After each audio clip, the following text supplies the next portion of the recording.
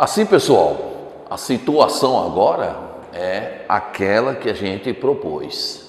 E se eu tivesse os dois carbonos quirais sendo idênticos? Eu escolhi para trabalhar aqui a estrutura do 2,3-dihidroxibutanodioico, tá? Um composto de função mista, ácido carboxílico e álcool, em que eu passo a observar que tanto no carbono 2 quanto no carbono 3 são centros quirais, sem dúvida, mas são idênticos. Veja, eu tenho hidrogênio no carbono 2, eu também tenho no 3. Eu tenho um grupo hidroxi no carbono 2, eu também tenho no carbono 3. Assim como eu tenho a carboxila, tanto no 2 quanto no carbono 3. São dois centros quirais, sem dúvida, mas são centros quirais com ligantes idênticos. Quando a gente tenta usar as fórmulas de Van Hoff, há um erro. Como? Porque se eu tenho dois centros quirais, pela previsibilidade do cálculo de isômeros ativos, 2 ao quadrado, possibilitando para mim 4 isômeros ativos. Eu não tenho os 4 ativos. Por isso que eu não posso seguir as fórmulas de Van Hoff. Vejamos. Quando eu faço a representação pelo modelo de Fischer, eu coloquei aqui a estrutura 1 e dessa estrutura 1, as duas carboxilas sendo representadas e os dois grupos alcoólicos. Tive um cuidadozinho, né, gente? Eu coloquei um grupo alcoólico como se tivesse um para frente do observador e outro por trás do quadro.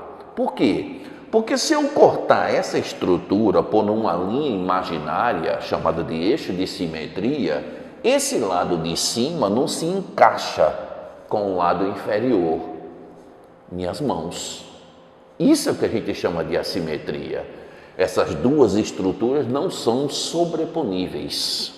Não há coincidência. Isso é assimétrico.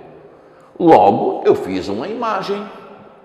Essa imagem, a minha imagem obviamente contrária, representando o outro isômero ativo, que seria a minha forma Lavoisier.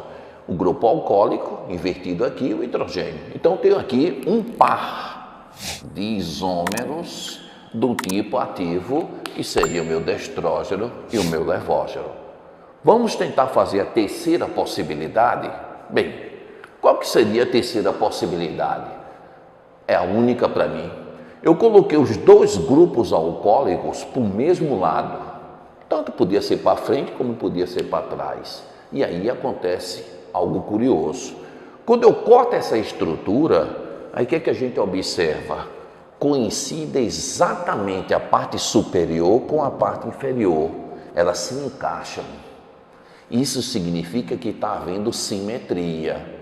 Isomeria ótica não é caso de simetria, de lados iguais. Isomeria ótica é um caso de assimetria. Portanto, essa representação 3, essa possibilidade, tendo simetria, passa a ser um composto oticamente inativo. É o que nós chamamos de meso. O mesocomposto surge agora. Alguns autores colocam até com o nome mais técnico, né? São compostos inativos por compensação interna, enquanto que os racêmicos é por compensação externa. Mesocomposto é inativo e ele só vai surgir se os centros quirais forem iguais. Eu observo então que o cálculo de previsão de Van Hoff, 2 ao quadrado dando 4, não bate aqui. Eu só tenho 2 ativos, eu não tenho 4 ativos. Então nunca use as fórmulas de Van Hoff se eu tiver estruturas químicas como essa, tendo os dois centros quirais sendo iguais.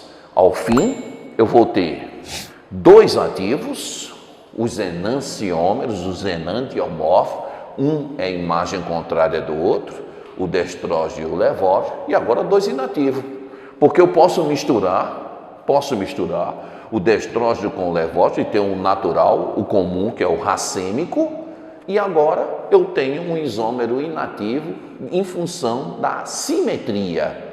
que a gente chama de mesocomposto. Tá aí, pessoal. Dois carbonos quirais iguais, eu vou ter a estrutura do mesocomposto. Então fica aí o recado para a gente. Isomeria ótica com um carbono assimétrico, com dois ou mais carbonos assimétricos sendo diferentes, e agora a situação com carbonos assimétricos iguais. Valeu, gente. Até uma próxima então aí para vocês.